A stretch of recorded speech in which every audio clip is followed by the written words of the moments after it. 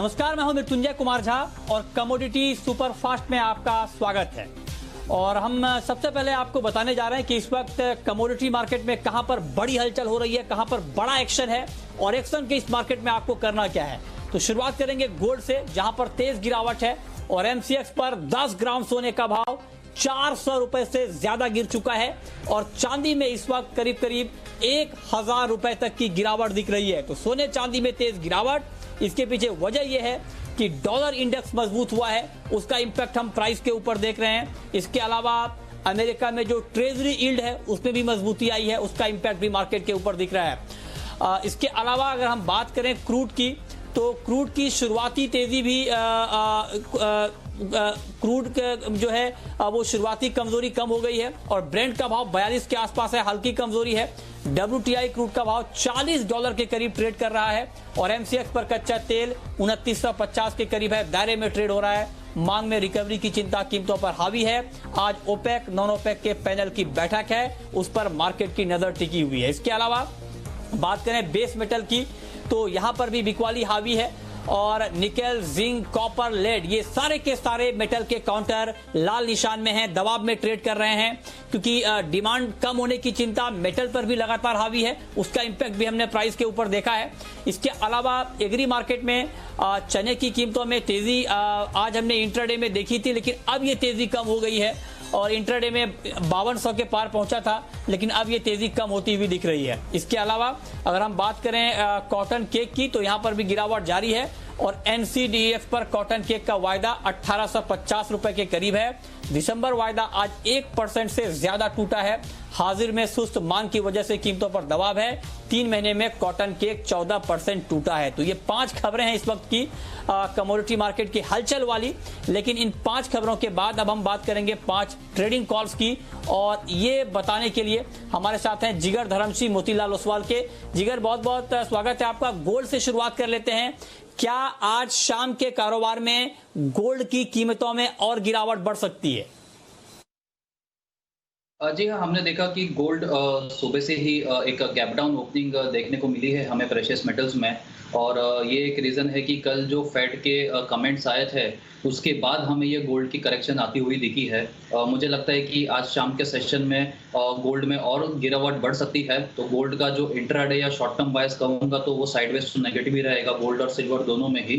Fade ने जिस तरह से कमेंट्स किए थे कि इंटरेस्ट रेट्स तो अनचेंज ही रहेगा काफ़ी लंबे समय तक के लिए, बट उन्होंने एक बात ज़रूर कही थी कि जो पैंडेमिक के बाद जो रिकवरी है वो थोड़ी एक्सीलरेट हो सकती है।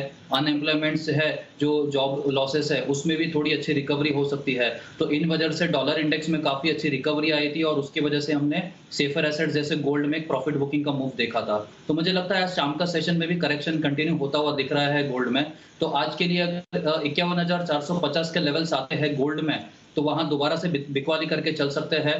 51,600 का स्टॉप लॉस लगाना होगा और नीचे में 51,050 के टारगेट आज शाम के सेशन में हम देख सकते हैं। अच्छा, ठीक है। तो ये राय है आपकी गोल्ड में कि गोल्ड में आपको इस वक्त करना क्या है। इसके अलावा अगर चांदी की बात करें, चूंकि गिरावट चांदी में भी ज्यादा है, तो क्या आपको लगता है कि चांदी में भी शॉर्ट करके चलना बेहतर है इस भाव पर भी? जी हाँ, मुझे लगता है कि चांदी में भी हल्की अगर ऊपर आता है तो वहां पर भी बिकवाली करके ही चलना होगा। वहां पर भी सेम मोमेंटम कंटिन्यू रहेगा और मुझे लगता है कि चांदी आज के सेशन में करंट लेवल से भी मतलब 600 से 800 रुपए तक का करेक्शन और पॉसिबल हो सकता है शाम के सेशन में। तो चांदी में अगर हल्की सी करंट लेवल से रिकवरी आती है तो 68,000 या 68,050 के लेवल्स पे हम सेलिंग करके चल सकते हैं। 68,400 का स्टॉप लॉस लगाना होगा और 67,200 से 67 के टारगेट्स हम आते हुए देख सकते हैं। ओके, ठीक है। तो ये राय आपकी चांदी पर हो गई कि चांदी में आपको क्या करना है। चांदी में भी इस वक्त करीब 1000 रुपए तक की गिरावट है। इसके अलावा जिगर, अगर क्रूड की बात करें तो क्या आपको लगता है कि कच्चे तेल में भी अभी तेजी की उम्मीद नहीं करनी चाहिए और मार्केट में जो लेवल इस वक्त हम देख रहे हैं क्रूड का, इस लेवल पे आपको लगता है कि बेचा जाए?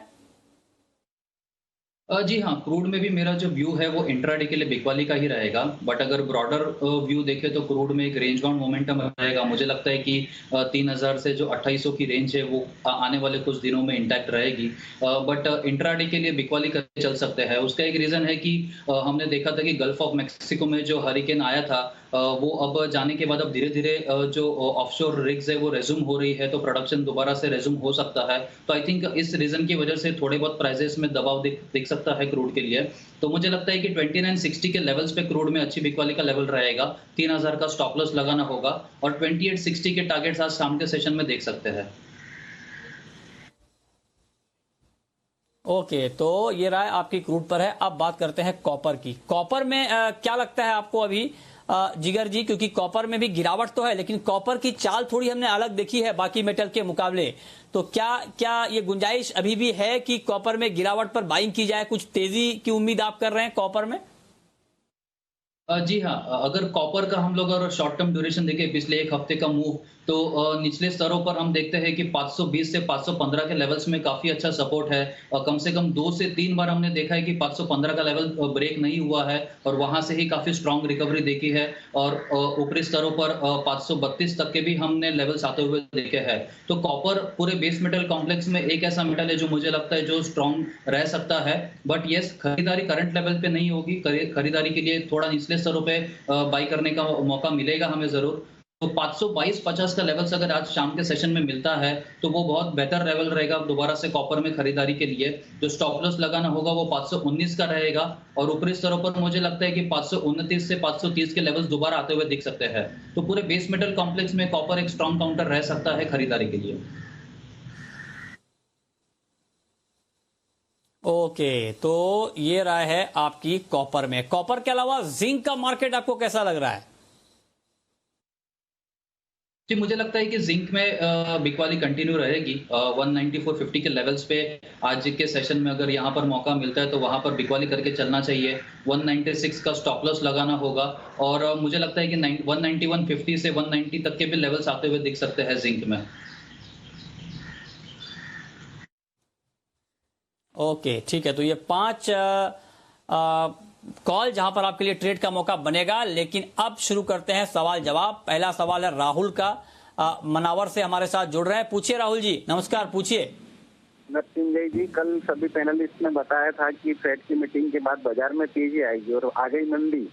अब क्या लगता है सर, अभी क्या करना चाहिए? जो लोग कल ले लिए थे माल, उनको रुकना चाहिए या यहाँ पर माल काट से बाहर हो जाए? ठीक बात है। अब तो फेड ने यह भी कह दिया है कि 2023 तक ब्याज दरों में कोई फेरबदल नहीं होगा। बताइए जिगर, क्या करना चाहिए? जो लोग ट्रेड लेके यहाँ पे फंस गए हैं उनको क्या सुझाव है आपका? जी देखिए, शॉर्ट टर्म के लिए या 1-2 दिन का व्यू में थोड़ा करेक्शन रह सकता है और जैसे हमने बताया कि गिरावट का एक मेजर रीजन है कि फेड ने कोई फर्दर स्टिमुलस के रिलेटेड कोई इंफॉर्मेशन नहीं आई है उससे रिलेटेड। अगर स्टिमुलस से रिलेटेड कोई भी बात होती तो गोल्ड में जरूर सपोर्ट मिलता, बट वैसा कुछ हुआ नहीं है। तो मुझे लगता है कि ये जो गिरावट है ये शॉर्ट टर्म के लिए है।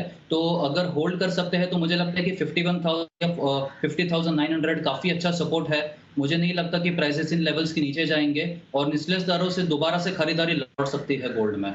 तो शॉर्ट टर्म के लिए 50,900 का काफी अच्छा सपोर्ट है। अगर होल्ड कर सकते हैं तो इन लेवल से करीब स्टॉप लॉस मेंटेन करना जरूरी होगा। ठीक है, तो ये राय है आपकी कि आपको अभी इसमें करना क्या है। इस बीच अशोक हमारे साथ जुड़ रहे हैं ग्वालियर से। पूछिए अशोक जी। जी, मेरा सवाल था कि ग्वार में 5,000 रुपीज के टारगेट दिखेंगे बहुत जल्द।